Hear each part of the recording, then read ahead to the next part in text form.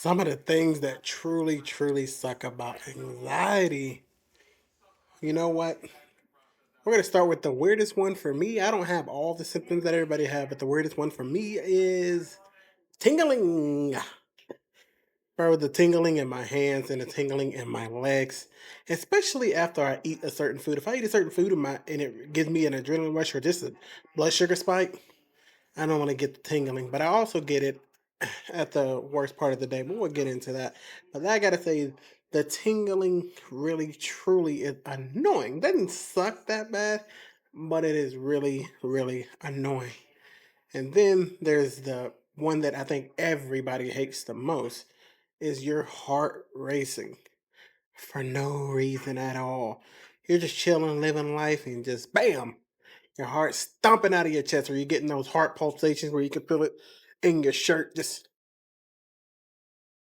that's what it feels like the whole time. Just and now when you're around people and you're just like, but you're still you nobody can hear it. You just feel this the whole time.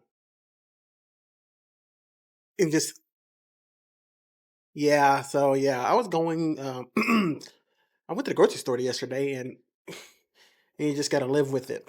Man, those really suck. And then I've talked about this already. The ebbs and flows. Okay? The ebbs and flows. There's nothing like when you're just sitting here living life, you know, listening to some music, messing around with your Rubik's Cube, life is going well. And then all of a sudden,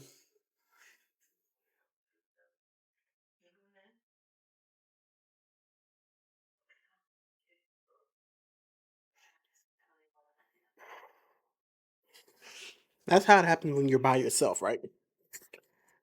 But when you're amongst people, you have to do it a little bit different. So instead of doing it that way, you got to do it this way.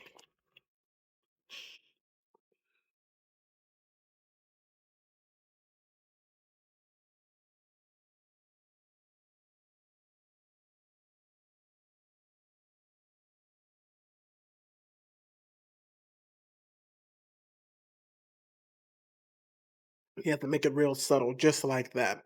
I do that all the time. Just a quick little, like I said, I don't really get most of the symptoms anymore. Sometimes I do. Sometimes I do. But it's not nearly as bad as I was. Say about 5% of my life, I get these symptoms here and there, just because my body is still learning how to deal with adrenaline. And one of the things I've actually done to help me again with this is working out. Exercising really is important. I'm not saying go be a gym rat. I just work out here in my office here, and it's not that bad. But working out helps because one, it helps with blood flow, and it helps you learn that your heart's gonna race sometimes. So sometimes get the intensity up. Sometimes you want to get the intensity up just to feel it. I promise you, when your heart is racing from exercise, it feels so good because you get the endorphins and you get your heart pumping and you get used to it. When you don't do that and then your heart races for no reason, it feels almost scary. Now, it normally feels scary anyway, but it's just part of life. Okay. Even as I sit here, every time I talk about anxiety, I get the symptoms. When I'm just chilling, it happen. But right now, I just got those weird chest pains you get here and there. The next chest pains is probably the next one I want to go with. Chest pains are probably the chest pains, and I'm going to go ahead and mix in another one. Chest pains and the lump in your throat. Both of those really suck. Getting the chest pains, getting the lump in your throat just makes it kind of weird. Feels like you can't swallow. Feels like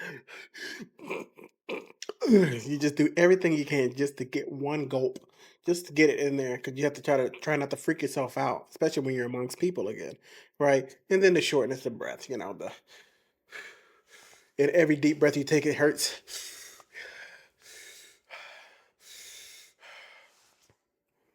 Sucks, bruh. But the number one thing for me, and I'm sure this is probably number one for most people. Maybe those other ones are up there with that, but I think the one that gets most people bedtime trying to go to sleep is a horrible feeling because you don't.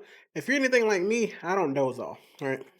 I can doze off if I'm in bed, but I cannot doze off if I'm up like this. If I start to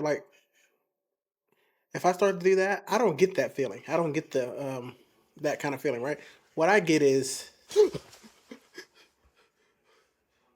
That's all I get. I don't get the dozing off. I just get. But obviously, when you're amongst people, you can't do that. You got to do the whole subtle one. The You go from this to.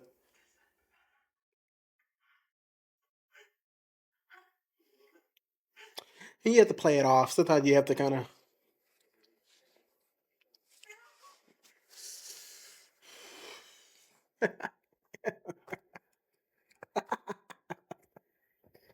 Yeah, right, right. You just have to fiddle with everything. There's some people who you wear hoodies and stuff like that. I know the people with hoodies who wear jackets like I do. This is probably one you do.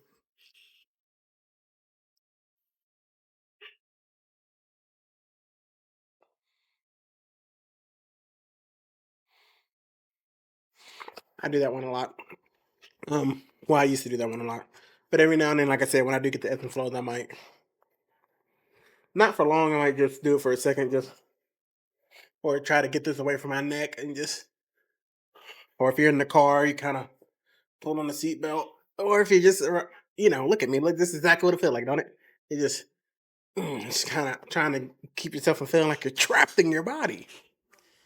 But yeah, sleep for me is the number one horrible thing, man. I have sleep is the one thing that hasn't really gotten like significantly better. I still every now and then, um, wake up in a slight panic, or I wake up with the tingles. Like I said, tingles in your hands, tingles in your feet. And by the way, you can go look this up. The tingles is it happens because when you get that adrenaline rush, especially with anxiety, that gives you that overwhelming feeling.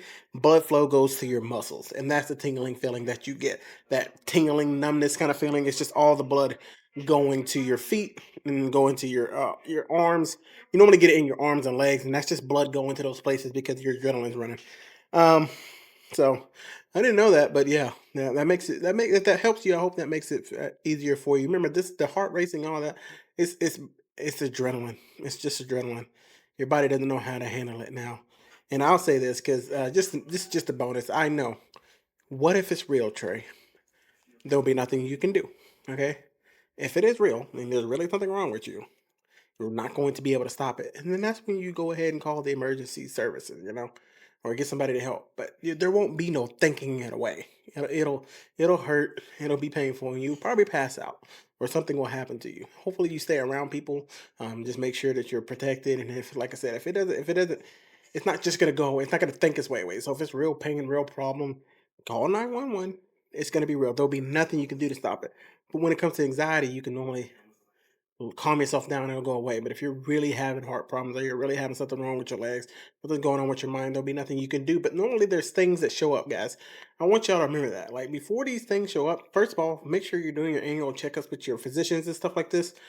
But these things don't just randomly happen. You're not just gonna be living life like bam, heart attack, you're dead. There's normally if you're doing your checkups and stuff like that, they will give you indications there's something going on with you. Your body will give you signs up to that point. That's different from anxiety. So you always have to ask yourself when you're feeling something like a tingle or you're feeling the chest pains. And I'm not talking about just chest pains. I'm talking about real chest pain that are like symptoms of that. Like I said, the heart attacks. I know that's the scariest one people are worried about. Baby, it's gonna feel different. It's not gonna feel the same. It won't feel like other times. So when you feel any of these adrenaline rushing or anything like that, you gotta ask yourself, is this something I felt before? Is this something I felt differently from anxiety? And then you can start to ask those questions. Then you can start to go get help. Because I know that's one of the scariest things too. Is what if it's real? There'll be nothing you can do. It won't stop. The pain won't stop. Your body will react. You will probably end up. And I know it's scary, but you'll end up probably passing out, or you'll probably end up not being able to stop the pain. And you call 911 right in there. And if you feel, because if you keep calling 911, first of all, those bills really add up. Unless you got health insurance, make sure you get that. Um, but if you keep doing that, you keep scaring yourself, you'll never get through the health anxiety. I promise you, you'll never get through it because you're going to scare yourself every single time. And when the doctor says there's something good with you, you're not going to believe it. So you're going to have to learn to get through the situations. And like I said, for me, the worst one is sleeping. And I just watch, for me personally, I just watch something that I've watched a million times. I watched The Cable Guy, one of my favorite movies of all time, and I go to sleep to that most days. And it just is what it is. But there are days I go to sleep with nothing, and it's all you can do, guys. Like I'm gonna talk about this more, but one of the key things to remember: You got to live life. Have fun as much as you can. Not be in denial, not overly positive. Have fun. I promise you. So when that day, when it comes, whether it's tomorrow or 100 years from now, go ahead and front load your life. Have as much fun. Because if you let anxiety stop you from having fun and living life and smiling and enjoying the beautiful things, you've already lost.